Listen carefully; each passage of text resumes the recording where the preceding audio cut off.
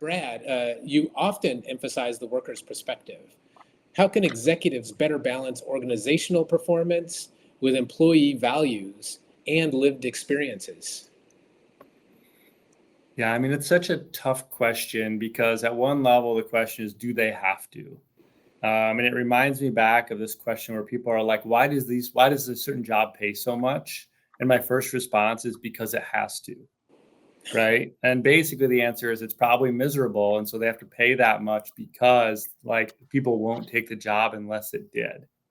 And, that's part of what happens. So, I make less than I would if I went in corporate America, and I don't get bonuses and stock options, but I'm not going to get fired on a Tuesday because someone else bought the company or the owner embezzled things or something else. And so there are these trade-offs here. But I think one of the things I go back to a little bit is I'm a very low power distance person. And basically what that means is like, I don't think status I have in one room or one role should carry forward into other areas of life. So if I'm talking about a couple areas, some things in coaching, some things in sexual harassment, you should listen to me because I spent 20 years studying those things and I probably know something. But if I start to have political opinions or talk about this or that, then I'm just somebody with an opinion. And so I think one of the questions for people to ask is, how do you think you're relating to people? Like, are you actually trying to lead them and build an environment for people to thrive as somebody who like has an executive? And if so, then that leads you down that path. If you actually say, no, I don't care at all, these are just replaceable workers and I only care about what they do, like, I also think that's fair. Haley and I kind of wrote a chapter where we talked about it. As long as you're honest that the whole exchange is just you work a lot and we pay you a bunch of money, that's fine. But then, go ahead and just leave it at that. And when they leave the second someone offers them a little bit more money, you shouldn't expect anything else because you didn't offer anything else.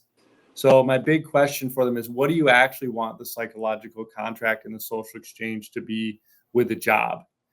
Because if you're going to treat them as disposable resources, it's really weird to expect them then to love you back. And so I think that's a piece of it to really say, do you want to be an organization and a person that cares for people or a person who treats people like a means of production? And the second you can get someone else, you would trade for them. So one of my favorite items out there on a scale is actually if my company could replace me tomorrow for someone for less money, they would do it.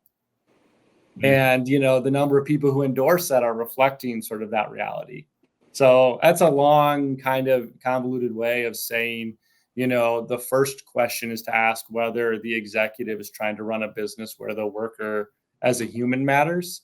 And if the answer is yes, then you really have the entry into saying, well, how are you actually structurally living that goal? Or single held organizations, because number one, the corporations can afford to pay other people, but those are the companies that when they have a down year, I've seen owners like actually like take all the profits and give them back to the employees as bonuses in spite of the year.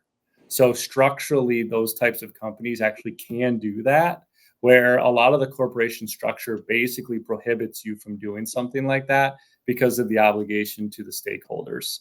And so there are company structures that actually create a system whereby it's pretty hard to actually treat people like individuals and giving them a longer sort of relational dynamic. And as organizational psychologists, we sometimes ignore how structure drives outcomes that way.